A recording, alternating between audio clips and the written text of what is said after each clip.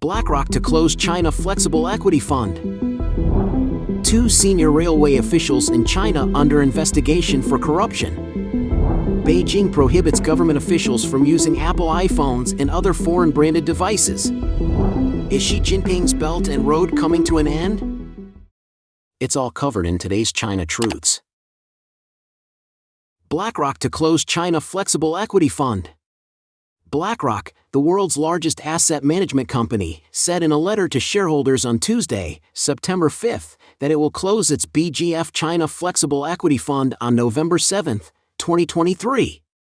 Buying Crypto website reported, specifically, the BlackRock Global Fund, BGF, will cease operations after amassing $22.3 million in assets since its launch in October 2017. The news comes shortly after the U.S. Securities and Exchange Commission, SEC, delayed making a decision on a Bitcoin spot exchange-traded fund, ETF, application until after October. The delay affects BlackRock's filing, as well as those which were filed earlier this year by WisdomTree, Invesco Galaxy, VanEck, Bitwise and others. On August 29, the D.C. Circuit Court of Appeals ruled against the SEC, allowing Grayscale Investments to proceed with converting its Bitcoin trust into an ETF.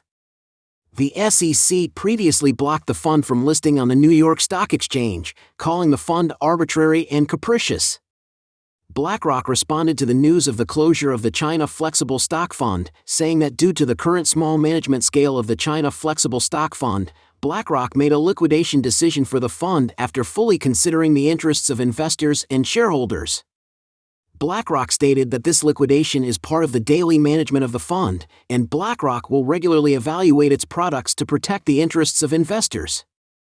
BlackRock Chairman Denise Voss explained the decision to close the China Flexible Equity Fund as a result of a lack of new investor interest and dim prospects for future large subscriptions. In addition, she noted that it is not in the best interest of shareholders to continue to manage such a small foundation to increase costs. BlackRock ceased new investments in the fund from August 24, 2023. However, existing term depositors can still join before October 31 as long as their contributions are made by the August deadline. Chinese shareholders have three options: switch to another BlackRock fund for free, redeem before the November 7 liquidation date, or automatically redeem their holdings when the fund closes. The shutdown comes after growing concerns about Chinese corporate investment in the United States.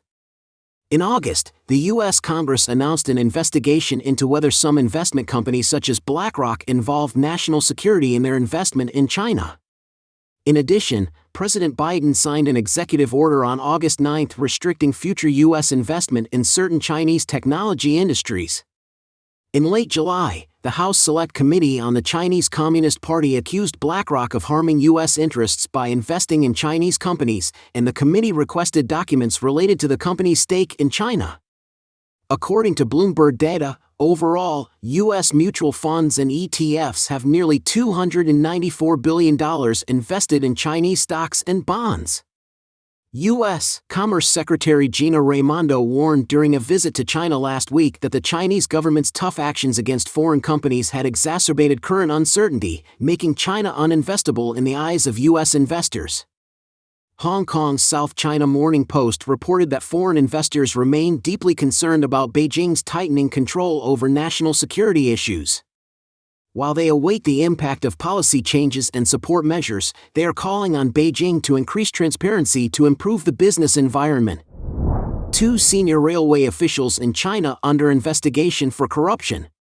Two officials in China's railway sector have been investigated one after another for corruption charges. According to Vision Times, these two officials are Wang Yong, Deputy General Manager of the Beijing-Shanghai High-Speed Railway Company, and Yang Xuqing, Deputy General Manager of the China Railway Beijing Group. An inspection team of the China Central Commission for Discipline Inspection and the National Commission of Supervision, the top anti-graft watchdogs, issued an announcement on September 5, saying that Wang Yong is investigated for suspected violations of the Chinese Communist Party's rules and national laws. Wang was detained less than 8 months after he was hired as the Deputy General Manager of the Beijing-Shanghai High-Speed Railway Company on January 12.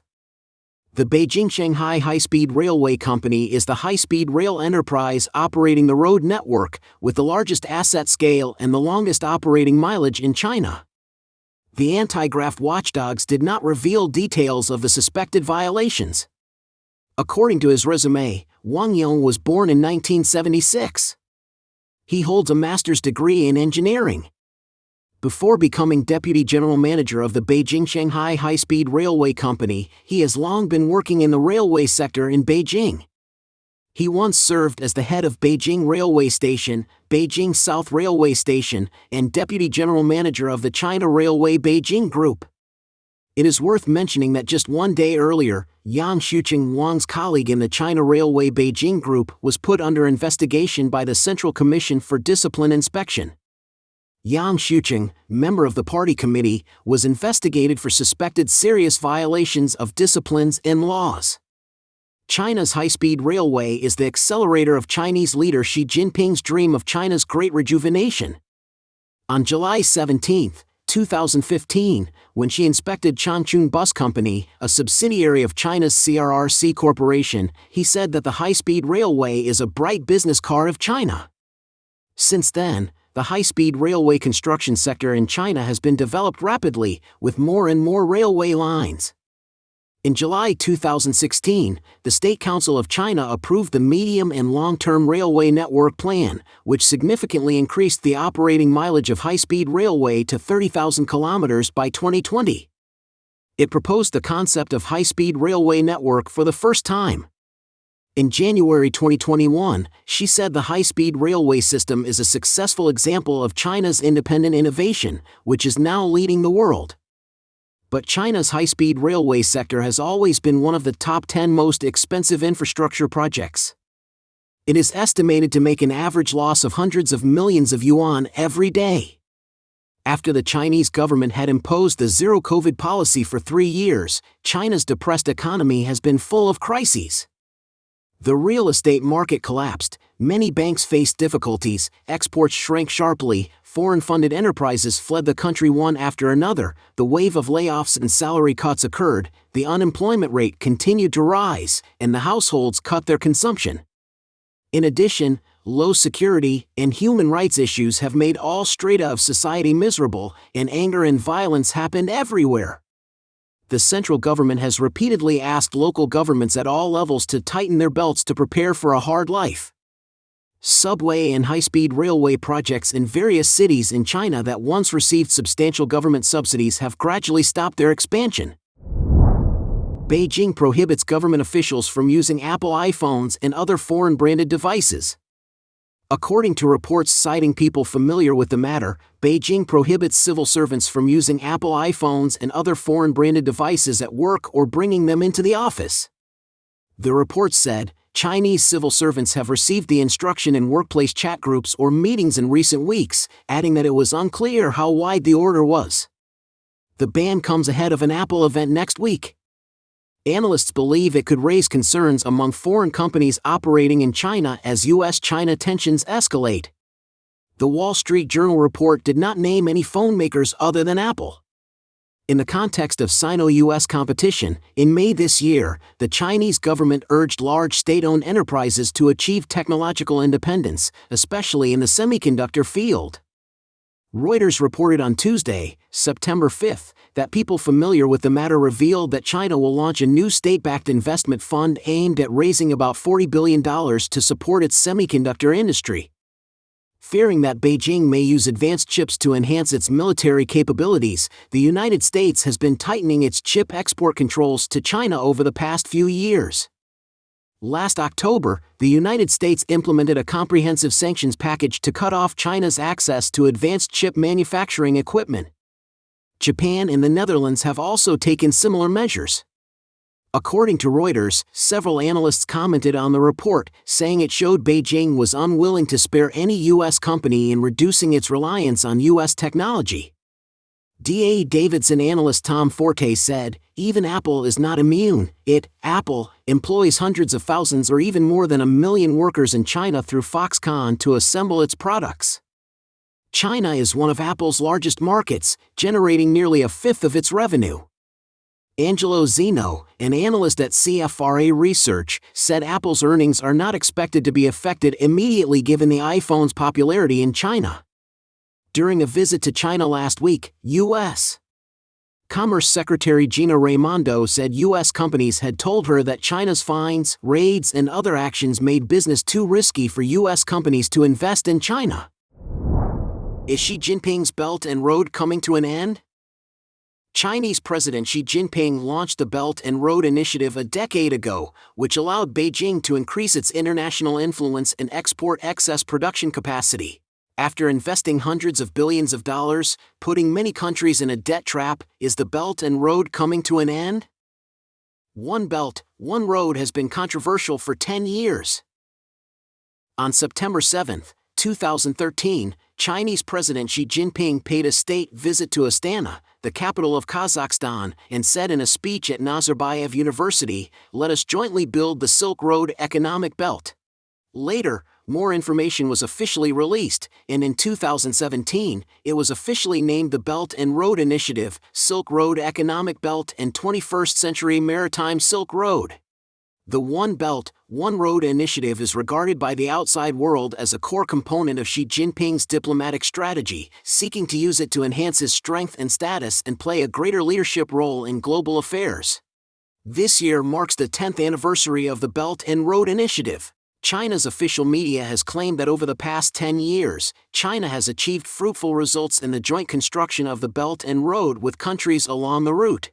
The joint construction of the Belt and Road has increased the trade of participating parties by 4.1%, increased foreign investment by 5%, and increased the GDP of low-income countries by 3.4%.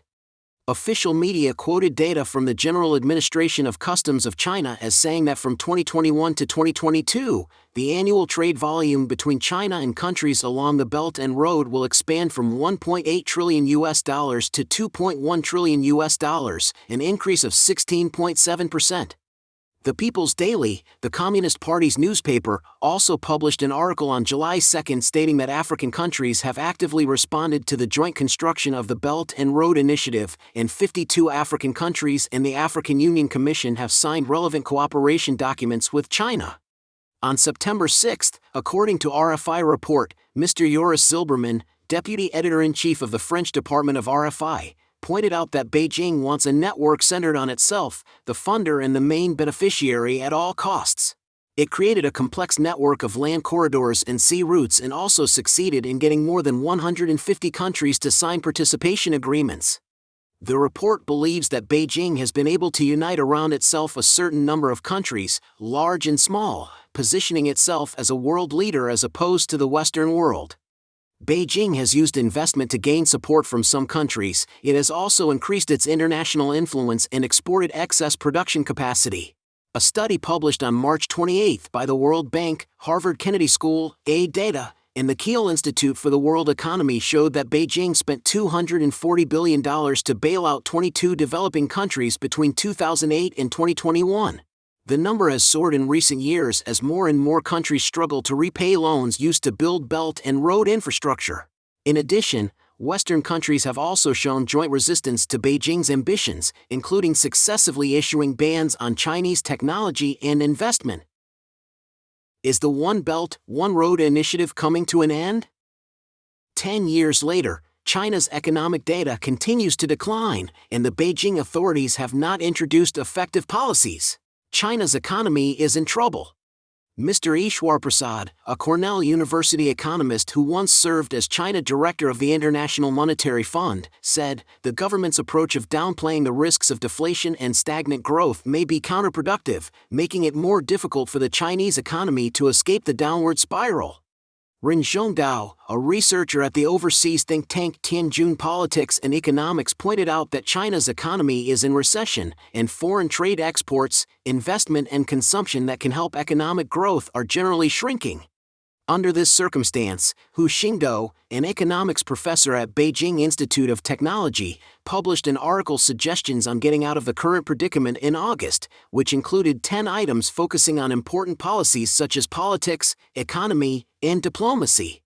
The article calls on Zhongnanhai's decision-makers to reaffirm their determination to focus on economic construction and continue reform and opening up, reaffirm their determination to govern the country in accordance with the Constitution and establish a government, country and society ruled by law, reaffirm their return to hide one's strength and bide their time and strive to improve relations and avoid a new Cold War, insist on the term system of leaders, change the mentality of struggle, especially the wolf warrior image of the diplomatic department, stop or low-key the implementation of the Belt and Road Initiative and concentrate on domestic construction, strictly abide by international treaties, WTO agreement, etc., strictly protect intellectual property rights, prevent state advancement and private sector retreat, and allow private enterprises to become market entities, prohibit the export of the so-called Chinese model, maintain the existing international order, etc.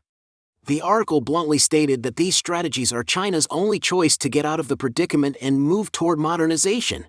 So, will the One Belt, One Road initiative be unfinished?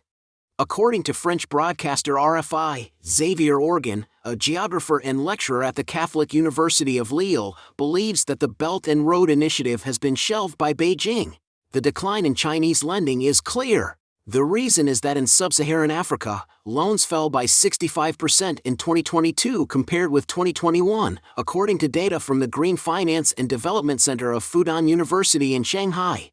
Mr. Organ said that there are opposing ideas within China's political elite, and some people believe that the One Belt, One Road initiative may have been completed and has become a thing of the past.